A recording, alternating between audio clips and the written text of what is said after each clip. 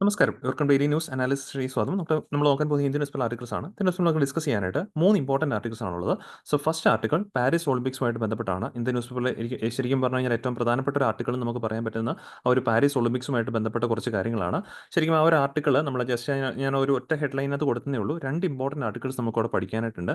ഒന്ന് ശരിക്കും പറഞ്ഞാൽ ഇന്നലെ കൺക്ലൂഡ് ചെയ്ത ആ ഒരു പാരീസ് ഒളിമ്പിക്സിൽ നിന്നും ഇന്ത്യയുടെ ഔട്ട്കം ബേസിക്കലി നമുക്ക് ഡിസ്കസ് ചെയ്യേണ്ടതായിട്ടുണ്ട്.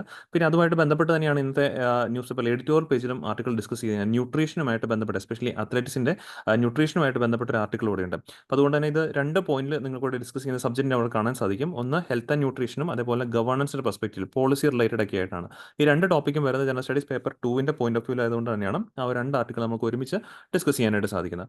ദെൻ രണ്ടാമത്തെ ടോപ്പിക് എക്കണോമിക്സുമായിട്ട് ബന്ധപ്പെട്ട ആർട്ടിക്കിളാണ്. അതുകൊണ്ട് തന്നെ general studies paper 3 point of view ആയിരിക്കും ഡിസ്കസ് ചെയ്യുന്നത്. ഹെഡ്ലൈൻ ഇൻഫ്ലേഷനുമായിട്ട് ബന്ധപ്പെട്ട വാർത്തകൾ വന്നിട്ടുണ്ട്. സോ അത് നമുക്ക് ആ ഒരു ടോപ്പിക്കിനകത്ത് ഡിസ്കസ് ചെയ്യാം. ദെൻ മൂന്നാമത്തെ ടോപ്പിക് അഗ്രികൾച്ചർ റിലേറ്റഡ് ആണ്. Difference in the use of nitrogen by rice variance.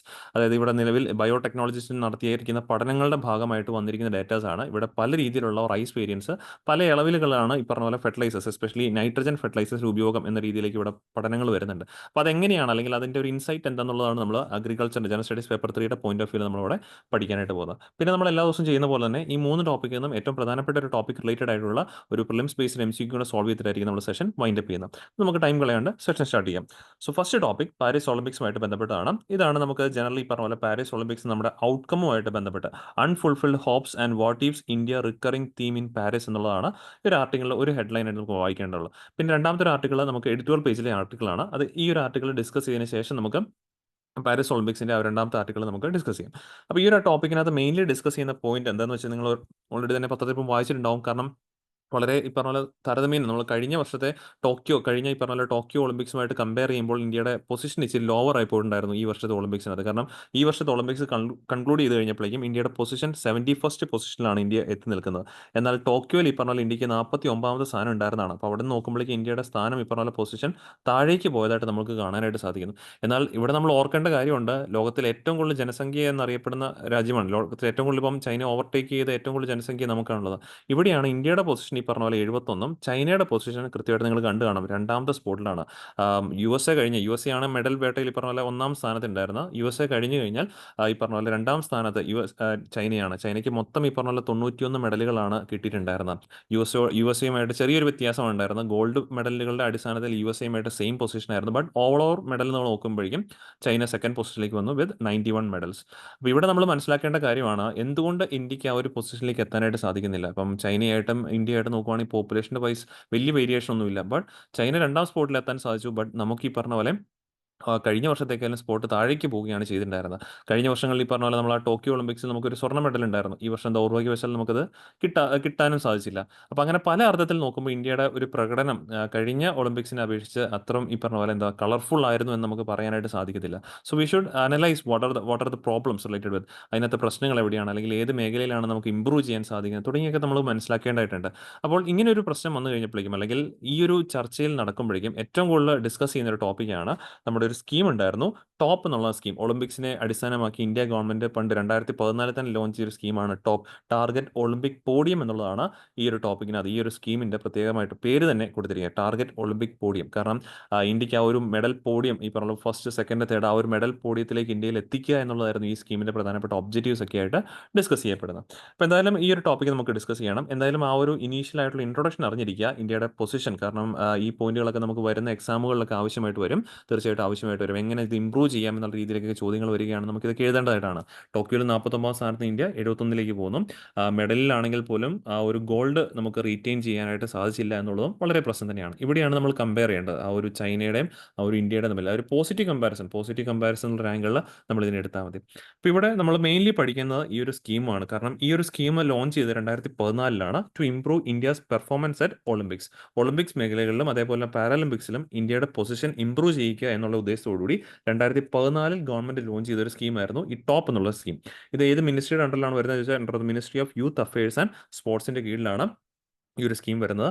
Aimed to provide assistance to India's top athletes. ഇന്ത്യയുടെ ടോപ്പ് അത്ലറ്റ്സിന് ഒരു അസിസ്റ്റൻസ് നൽകുക എന്നുള്ളതാണ് ഈ സ്കീമിന്റെ പ്രധാനപ്പെട്ട ഉദ്ദേശം. ഇവിടെ അസിസ്റ്റൻസ് നൽകുക എന്ന് പറയുമ്പോഴേക്കും ഇവിടെ കൃത്യമായിട്ട് ഏതും കൂടെ ഉദ്ദേശിക്കേണ്ട ഒരു ടെക്നിക്കൽ അസിസ്റ്റൻസും കൂടെ, ഒരു ടെക്നിക്കൽ സപ്പോർട്ട് സ്കീമിനും കൂടെ, സപ്പോർട്ട് ടീമും കൂടെ ഇപ്പോൾ നിലവിൽ ഈ ഒരു സ്കീമിനകത്തുണ്ട്. പക്ഷേ ഈ ഒരു ടെക്നിക്കൽ സപ്പോർട്ട് ഇതിനകത്ത് ആഡ് ചെയ്യുക എന്നുള്ളത് 2018 നമ്മൾ കൊണ്ടുവന്നതാണ്. 2014 തൊട്ട് 2018 വരെ ഈ ഒരു ടെക്നിക്കൽ സപ്പോർട്ട് എന്നുള്ള സംഭവം ഉണ്ടായിരുന്നില്ല. അസിസ്റ്റൻസ് എന്നുള്ളത്, എസ്പെഷ്യലി ഫിനാൻഷ്യൽ അസിസ്റ്റൻസ് ആയിരുന്നു ഇതിനകത്ത് ഉണ്ടായിരുന്നത്. 2018 ഫിനാൻഷ്യൽ അസിസ്റ്റൻസും അതോടൊപ്പം തന്നെ ഈ പറഞ്ഞ പോലെ ടെക്നിക്കൽ സപ്പോർട്ടും കൂടി ഇതിന് കൊടുക്കാനായിട്ട് തുടങ്ങിയിട്ടുണ്ടായിരുന്നു. ഈ ഒരു സ്കീമിൽ ഉൾപ്പെടുത്തി നമ്മൾ ടാർഗറ്റ് ചെയ്യുന്ന പ്രധാനപ്പെട്ട അത്ലറ്റ്സുകൾ എന്ന് പറഞ്ഞല്ലോ, അത് ഏതൊക്കെ മേഖലകളിലുള്ളതെന്ന് ചോദിച്ചു കഴിഞ്ഞാൽ archery, badminton, boxing, hockey, shooting and wrestling, ഈ മേഖലകളിലാണ് ഗവൺമെന്റ് ഈ ഒരു സ്കീമിനെ കൂടുതലായിട്ടും ടാർഗറ്റ് കൊടുക്കുന്നത്. ഇനി ഇവിടെയാണ് നമ്മൾ മറ്റൊരു കാര്യം പറയേണ്ടത്. എന്തുകൊണ്ട് മറ്റു മേഖലകൾക്ക് നമ്മളിവിടെ പ്രാധാന്യം കൊടുക്കുന്നില്ല? ഈ ഒരു സ്കീമിനകത്ത് ഉൾപ്പെടുത്തി, ഇത് മാത്രമല്ല, ശരിക്കും പറഞ്ഞാൽ ഒളിമ്പിക്സിനകത്ത് ഒരുപാടധികം വിഭാഗങ്ങളിലെ മത്സരം നടക്കുന്നുണ്ട്. അവിടങ്ങളിലൊക്കെ തന്നെ എന്തുകൊണ്ട് ഇന്ത്യക്ക് ആളുകളെ അയക്കാൻ സാധിക്കുന്നില്ല? ഈ വർഷം ശരിക്കും പറഞ്ഞാൽ ഇന്ത്യയിൽ നിന്നും പോയത് 117 അത്ലറ്റുകളാണ്. ഇപ്പോൾ നമ്മൾ മെഡലുകൾ ഉയർത്തണം എന്ന് പറയുമ്പോൾ തീർച്ചയായിട്ടും നമ്പർ ഓഫ് പാർട്ടിസിപ്പൻസ് ഉയർത്തിയെങ്കിൽ മാത്രമേ ഉള്ളൂ നമുക്ക് ടോട്ടൽ മെഡലുകൾ ഉയർത്താൻ സാധിക്കുള്ളൂ. ഇപ്പോൾ ചൈനയുടെ കാര്യത്തിൽ നമ്മൾ പറഞ്ഞു, ചൈന 91 മെഡലുകൾ കരസ്ഥമാക്കി എന്ന് പറയുമ്പോൾ അവിടുന്ന് പോയ ടോട്ടൽ അത്ലറ്റുകളുടെ എണ്ണം നോക്കുവാണെങ്കിൽ സംവേർ അപ്രോക്സിമേറ്റ്ലി 400 അത്ലറ്റുകൾ ഈ പറഞ്ഞ പോലെ ചൈനയിൽ നിന്നും ഒളിമ്പിക്സിൽ പങ്കെടുക്കാനായിട്ട് പോയിട്ടുണ്ടായിരുന്നു പല വിഭാഗങ്ങളിലായിട്ട്. അപ്രോക്സിമേറ്റ്ലി 400 എനിവേർ സംവേർ അറൌണ്ട് 386 ആ റേഞ്ചിൽ ഏതാണ്ടാണ് നമുക്ക് അപ്രോക്സിമേറ്റ്ലി 400 എന്ന് പറയാൻ പറ്റും. അപ്പോൾ അത്രയും പേര് പോയിടത്തുനിന്നാണ് അവർ 91 മെഡലുകൾ കരസ്ഥമാക്കി. ഇന്ത്യയിൽ നിന്ന് ആകപ്പാടെ പോയ എത്ര പേരാണ്? 117 പേരാണ് ഇന്ത്യയിൽ നിന്നും ആകപ്പാട് ഈ പറഞ്ഞ പോലെ ഒളിമ്പിക്സിൽ പങ്കെടുക്കാൻ പോലും പോയിട്ടുണ്ടായിരുന്നത്. ഇനി ഫസ്റ്റ് കിട്ടിയ അമേരിക്കയുടെ കാര്യം നമ്മൾ അറിഞ്ഞിരിക്കണം. അമേരിക്കയ്ക്ക് പറഞ്ഞ അപ്രോക്സിമേറ്റ്ലി 127 മെഡലുകളാണ് കിട്ടിയിട്ടുണ്ടായിരുന്നത്. എന്നാൽ അവിടുന്ന് ഈ പറഞ്ഞ പോലെ അപ്രോക്സിമേറ്റ്ലി 600 പേരാണ് ഒരു ഒളിമ്പിക്സിൽ പങ്കെടുക്കാൻ US നിന്നും പോയത്. അപ്പോൾ ഇവിടങ്ങളിലൊക്കെ നോക്കിക്കഴിഞ്ഞാൽ പങ്കെടുക്കുന്ന ആൾക്കാർ വളരെ കൂടുതലാണ്. US ആയാലും ചൈന ആയാലും അല്ലെങ്കിൽ ആ മെഡൽ വേട്ടയിൽ ഈ പറഞ്ഞ പോലെ 3-4 സ്ഥാനങ്ങളിലൊക്കെ ഉണ്ടായിരുന്ന ആളുകൾ കമ്പാരിറ്റീവ്ലി ഇന്ത്യക്കാരും കൂടുതൽ ആൾക്കാരെ ഒളിമ്പിക്സിലേക്ക് അയച്ചിട്ടുണ്ട്. അപ്പോൾ എന്തുകൊണ്ട് ഇന്ത്യക്ക് കൂടുതൽ ആൾക്കാരെ അങ്ങോട്ടേക്ക് അയക്കാൻ പറ്റുന്നില്ല എന്നുള്ളത് വലിയ രീതിയിലുള്ള ചോദ്യമാണ്. അതിനകത്ത് ഏറ്റവും പ്രധാനപ്പെട്ട ഒരു ആൻസർ നമ്മുടെ ശരിക്കും പറഞ്ഞാൽ കരിക്കുലത്തിനകത്ത്, ഒരു എഡ്യൂക്കേഷണൽ കരിക്കുലത്തിൽ നമ്മൾ ഇത്തരത്തിലുള്ള സ്പോർട്സിന് വലിയ കൂടുതൽ പ്രാധാന്യം കൊടുക്കുന്നില്ല. ആകപ്പാടെ നമ്മൾ ടൈം ടേബിളിൽ ഒരു PT പീരീഡ് അല്ലെങ്കിൽ ആഴ്ചയിൽ 2 PT പീരീഡ് എന്ന് ഒഴിവാക്കി കഴിഞ്ഞു കഴിഞ്ഞാൽ ബാക്കി ഈ പറഞ്ഞ പോലെ ഏറെക്കുറെ നമ്മൾ മാർക്ക് അടിസ്ഥാനമാക്കിയിട്ടുള്ള അല്ലെങ്കിൽ സബ്ജക്ട് തിയറി അടിസ്ഥാനമാക്കിയിട്ടുള്ള ഒരു പഠന രീതിയാണ് അല്ലെങ്കിൽ എക്സാമിനേഷൻ കരിക്കുലമാണ് നമ്മൾ മുന്നോട്ട് കൊണ്ടുപോകുന്നത്. അപ്പം അങ്ങനെ ഒരു കരിക്കുലം മുന്നോട്ട് പോകുമ്പോഴേക്കും തീർച്ചയായിട്ടും ഇത്തരത്തിൽ അത്ലറ്റുകൾക്ക് കൂടുതൽ സപ്പോർട്ട് കിട്ടാതെ വരികയും അതാണ് പലപ്പോഴും ഇന്ത്യയിൽ നിന്നും നല്ല രീതിയിലുള്ള അല്ലെങ്കിൽ ബെറ്റർ ആയിട്ടുള്ള അത്ലറ്റുകളെ നമുക്ക് വാർത്തെടുക്കാനായിട്ട് കഴിയാതെ പോകുന്നതിൻ്റെ പ്രധാനപ്പെട്ട ഒരു പോയിന്റ് ആയിട്ട് പറയേണ്ടി വരിക. ഇപ്പോൾ ഇവിടങ്ങളിലൊക്കെയാണെങ്കിലും ചൈനയിലായാലും അല്ലെങ്കിൽ US ഇവിടെ നമ്മൾ പരിശോധിച്ച് കഴിഞ്ഞാൽ അറിയാം, അവിടുത്തെ സ്കൂൾ കരിക്കുലത്തിൽ തന്നെ ഇത്തരത്തിലുള്ള ഈ പറഞ്ഞ സ്പോർട്സ് അവർ ഇൻക്ലൂഡ് ചെയ്തിട്ടുണ്ട്. അതായത് from the starting age, very early stage തൊട്ട് തന്നെ അവിടങ്ങളിലെ ആളുകൾ എങ്ങനെയാണ് ഇത്തരത്തിൽ സ്പോർട്സ്മാനെയും അല്ലെങ്കിൽ സ്പോർട്സ് വുമണിനെയും ഒക്കെ തന്നെ വളർത്തിയെടുത്തുകൊണ്ട് വരാൻ നമുക്ക് കാണാനായിട്ട് സാധിക്കും. അങ്ങനെ ഒരു കാര്യം ഈ പറഞ്ഞ പോലെ ദൗർഭാഗ്യവശാൽ നമുക്ക് ഇന്ത്യയിൽ അധികം ഒന്നും നമുക്ക് കാണാനായിട്ട് സാധിക്കുന്നില്ല എന്നുള്ളതാണ് ഇതിൻ്റെ ഏറ്റവും അണ്ടർലൈങ് പോയിന്റ് ആയിട്ട് നമുക്ക് പറയേണ്ടി വരുന്നത്. ഇവിടെയായിരുന്നു ഇതിനെ പരിഹരിക്കാനൊക്കെ വേണ്ടിയിട്ടാണ് ഗവൺമെന്റ് 2014 ഈ ഒരു ടോപ്പ് എന്നുള്ളൊരു സ്കീം, ടാർഗറ്റ് ഒളിമ്പിക് പോഡിയം എന്നുള്ള സ്കീമൊക്കെ കൊണ്ടുവന്നത്. കാരണം ഇന്ത്യയിലെ ബഹുഭൂരിപക്ഷം ആളുകളും ഈ സ്പോർട്സിനെ ഒരു കരിയറാക്കി കണക്കാക്കുന്നതിന് മറ്റൊരു പ്രധാന കാര്യം എന്ന് പറഞ്ഞു കഴിഞ്ഞാൽ ഫിനാൻഷ്യൽ അസിസ്റ്റൻസ് ആണ്. കാരണം ഇങ്ങനെയുള്ള മേഖലകൾക്ക് വേണ്ടി തയ്യാറെടുക്കുമ്പോഴേക്കും ഒരുപാടധികം പൈസ ചെലവ് വരുന്നുണ്ട്. അത് സ്പോർട്സ് കിറ്റുകൾ വാങ്ങാനായിട്ട്, ഐ മീൻ അവരുടെ പ്രാക്ടീസ് കിറ്റുകൾ വേണ്ടിയിട്ടും അല്ലെങ്കിൽ നല്ലൊരു കോച്ചിനെ തിരഞ്ഞെടുക്കാൻ വേണ്ടിയിട്ടും ഒക്കെ ഒരുപാടധികം പൈസ ഇവർക്ക് ചിലവാകുന്നുണ്ട്. അപ്പോൾ അതൊക്കെ മുന്നിൽ കണ്ടുകൊണ്ടിട്ടായിരുന്നു, അതൊക്കെ പരിഹരിക്കാൻ വേണ്ടിയിട്ടായിരുന്നു സർക്കാർ 2014 ഇങ്ങനെ ഒരു സ്കീം കൊണ്ടുവന്നു. പക്ഷേ ദൗർഭാഗ്യവശാൽ ആ ഒരു സ്കീമിന് അതിൻ്റെ ഒരു എന്താ ബ്യൂട്ടിഫുൾ സ്റ്റേജിലേക്ക് എത്താനായിട്ട് സാധിച്ചിട്ടില്ല എന്നുള്ളത് തന്നെയാണ് മറ്റൊരു പ്രശ്നം. ഇനി ഈ ഒരു സ്കീമിനകത്ത് പ്രധാനപ്പെട്ട പോയിന്റ് നമ്മൾ പറഞ്ഞു, ഇത് ഏതൊക്കെ മേഖലകളാണ്? Archery, badminton, boxing, hockey, shooting and റെസ്ലിംഗിന് മാത്രമാണ് കോൺസെൻട്രേറ്റ് ചെയ്യുന്നത്. ഇനി ഇവിടെ തന്നെ നമ്മൾ നോക്കുവാണെങ്കിൽ കാറ്റഗറി വൈസ് ഡിവിഷൻ വരുന്നുണ്ട്. ഐ മീൻ കോർ ഗ്രൂപ്പ് എന്നും അതേപോലെ ഡെവലപ്മെന്റ് ഗ്രൂപ്പ് എന്നും രണ്ടായിട്ടാണ് ഇതിനകത്ത് ക്ലാസ് ചെയ്തിരിക്കുന്നത്. ഇനി കോർ ഗ്രൂപ്പിൽ വരുന്ന മേഖലകളിൽ പങ്കെടുക്കുന്ന അല്ലെങ്കിൽ അവിടെ മത്സരിക്കുന്ന ആളുകൾക്കാണെങ്കിൽ പെർ മന്ത് 50,000 ആണ് government out of the pocket allowance ആയിട്ട് ബേസിക്കലി നൽകുന്നത്. എന്നാൽ അത് നോൺ കോർ ആണെങ്കിൽ വെറും ഈ പറഞ്ഞ 25% പെർ മന്ത് ആയിട്ട് പോകുന്നതും കാണാനായിട്ട് സാധിക്കും. ഇത്രയും കൊണ്ടിട്ട് മാത്രം ഒരു അത്ലറ്റിന് ഈ പറഞ്ഞ പോലെ മുന്നോട്ട് പോകാൻ വളരെ പ്രയാസമാണ്. കാരണം ഒരുപാടധികം ഗവൺമെന്റ് സ്പോൺസേഡ് ആയിട്ടുള്ള കോച്ചുകൾ ഉണ്ടാകാം, അല്ലെങ്കിൽ ഗവൺമെന്റ് സ്പോൺസേഡ് ആയിട്ടുള്ള പ്രാക്ടീസ് സെഷൻസ് ഉണ്ടാകാം. ഇത് മാത്രം കൊണ്ട് ഈ പറഞ്ഞ പോലെ ഒരു അത്ലറ്റിനെ ഈ പറഞ്ഞ പോലെ ഈ ഒരു ഒളിമ്പിക്സിന് വേണ്ടിയിട്ട് തയ്യാറെടുക്കാൻ പറ്റത്തില്ല. ഒരുപാടധികം കയ്യിൽ നിന്ന് പൈസ ഇട്ടിട്ട്, അതിപ്പം ട്രെയിനിങ്ങിനായിട്ടാകാം അല്ലെങ്കിൽ കോച്ചുകളെ എടുക്കുന്നതിലാകാം അല്ലെങ്കിൽ പറഞ്ഞ പോലെ പ്രാക്ടീസ് കിറ്റുകൾ മേടിക്കുന്നതിലാകാം, ഒക്കെ തന്നെ ഈ പറഞ്ഞ പോലെ അവരുടെ കയ്യിൽ നിന്ന് ഒരുപാടധികം out of the pocket expenditure വരുന്നുണ്ട്. ഈ 50,000 അല്ലെങ്കിൽ 25,000 അല്ല അവരുടെ അതിനകത്ത് വരുന്നത്. അപ്പോൾ ഇങ്ങനെയൊക്കെ വരുമ്പോഴേക്കും പതുക്കെ പതുക്കെ ആളുകൾ ഈ മേഖലയിൽ പിന്മാറും നമ്മൾ കാണേണ്ടി വരും. മീൻസ് ഒരുപാടധികം ഈ പറഞ്ഞ പോലെ പൈസ ചെലവാക്കാനായിട്ട് ഉണ്ടാകുന്ന ആളുകളായിരിക്കത്തില്ല.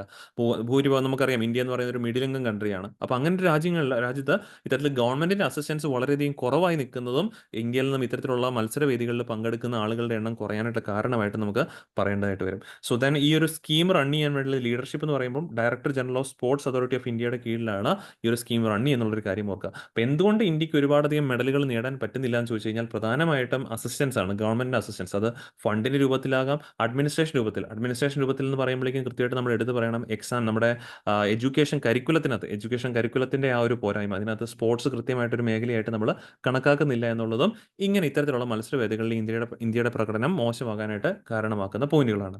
ഇത്രയാണ് ആ ഒരു വാർത്തയിൽ നമുക്ക് പഠിക്കാനായിട്ടുണ്ടായിരുന്നത്. ഇനി രണ്ടാമത്തെ ആർട്ടിക്കിൾ ആ ഒരു എഡിറ്റോറിയൽ പേജിലെ ആർട്ടിക്കിളാണ്. A nutrition strategy would have averted Olympic agony എന്നുള്ളതാണ് ഈ രണ്ടാമത്തെ ആർട്ടിക്കിളിലെ ഹെഡ്ലൈൻ ആയിട്ട് പറയുന്നത്. ഈ ഒരു ആർട്ടിക്കിൾ എന്താണ് മെയിൻലി ഡിസ്കസ് ചെയ്യാൻ ചോദിച്ചു കഴിഞ്ഞാൽ it deals with precision nutrition എന്നുള്ളൊരു ടേമിനെ കുറിച്ചിട്ടാണ് ഇവിടെ ഡിസ്കസ് ചെയ്യുന്നത്. എന്താണ് പ്രിസിഷൻ ന്യൂട്രീഷൻ എന്നുള്ളതാണ് നമ്മൾ മെയിൻലി എക്സാം വ്യൂ പോയിന്റിൽ ഇവിടുന്ന് മനസ്സിലാക്കിയിരിക്കേണ്ടത്.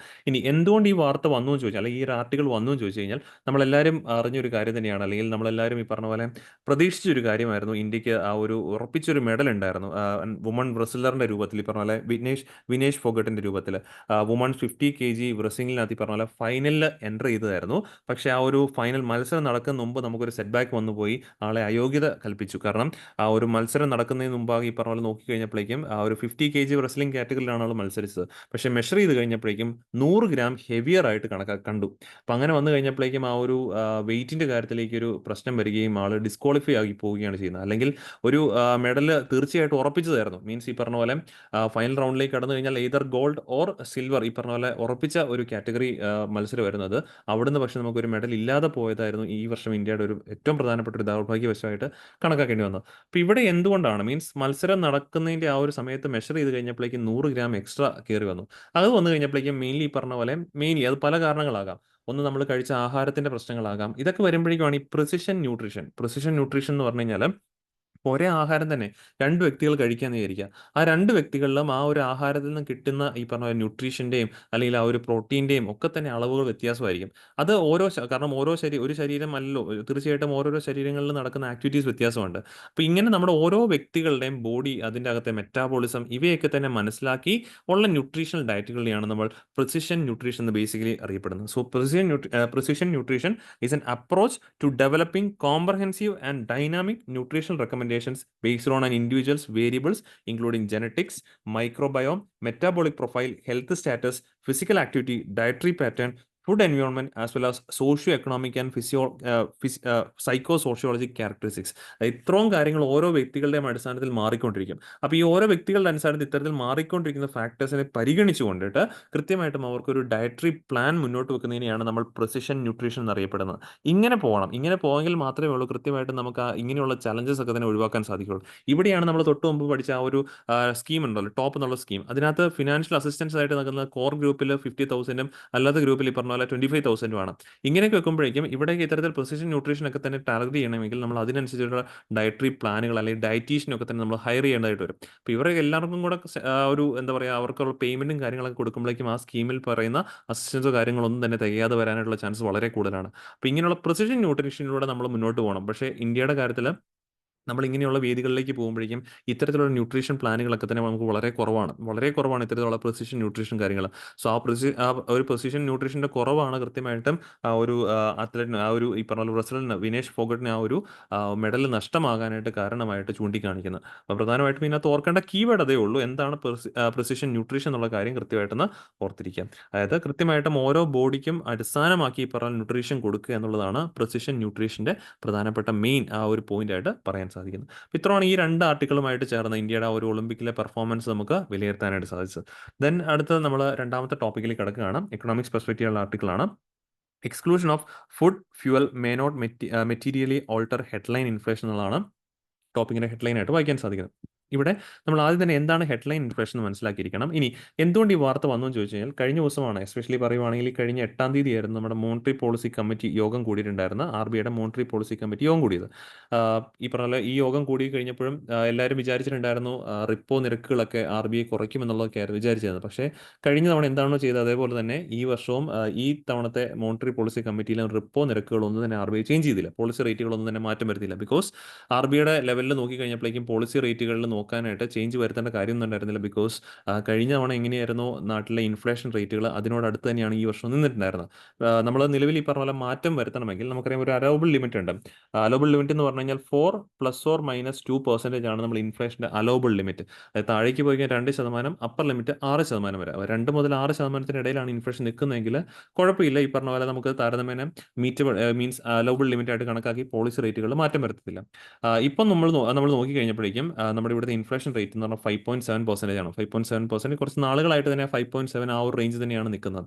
അത് നോക്കിക്കഴിഞ്ഞപ്പോഴേക്കും വിത്തിൻ ദ 6 ലെവലാണ്. നമുക്ക് പോളിസി റേറ്റുകൾ മാറ്റേണ്ട കാര്യമില്ല. പക്ഷേ ഇവിടെ കുറേ പേര് ആർഗ്യൂ ചെയ്യുന്നുണ്ട്.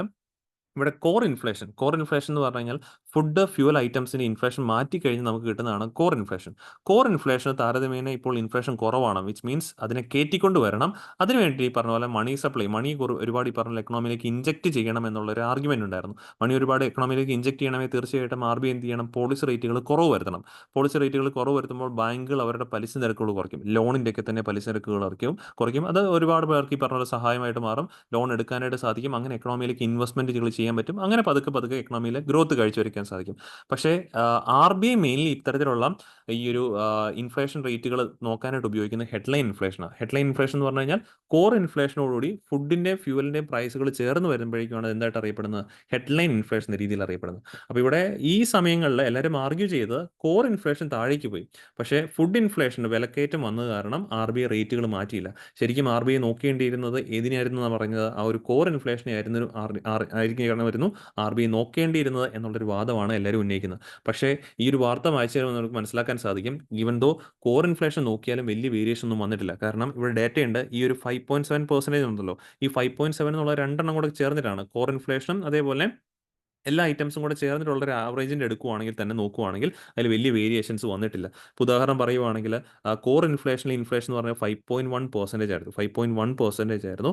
നോൺ കോർ, അതായത് ഈ പറഞ്ഞ പോലെ നമ്മൾ മറ്റ് എല്ലാം കൂടെ ചേർത്തിട്ടാണെങ്കിൽ പോലും 5.4 ആണ് വരുന്നത്. ഇതെല്ലാം കൂടെ ആവറേജ് എടുത്തു കഴിഞ്ഞപ്പോൾ 5.7. സോ കോർ ഇൻഫ്ലേഷനൊക്കെ ആയിട്ട് വലിയ വ്യത്യാസങ്ങൾ ഇവിടെ കാണാനായിട്ട് സാധിക്കുന്നില്ല. വിച്ച് മീൻസ് ഈ പറഞ്ഞ പോലെ ഫുഡ് ഐറ്റംസിന് മാറ്റിക്കഴിഞ്ഞാലും എക്കണോമിയിൽ വലിയ കൂടുതൽ വിലക്കയറ്റത്തിൽ മാറ്റം വന്നിട്ടില്ല എന്നുള്ളതാണ് നമുക്ക് മനസ്സിലാക്കേണ്ടത്. അതുകൊണ്ട് തന്നെയാണ് ഈ ഹെഡ്ലൈൻ വന്നിരിക്കുന്നത്, exclusion of food fuel may not materially alter headline inflation എന്ന് സൂചിപ്പിച്ചിരിക്കുന്നത്. ഇത്രയാണ് ഈ ഒരു ആർട്ടിക്കിൾ ബേസിക്കലി മനസ്സിലാക്കാനുള്ളത്. ബട്ട് എക്സാമിന് പോയി നമ്മൾ മനസ്സിലാക്കണം എന്താണ് ഹെഡ്ലൈൻ ഇൻഫ്ലേഷൻ, എന്താണ് കോർ ഇൻഫ്ലേഷൻ.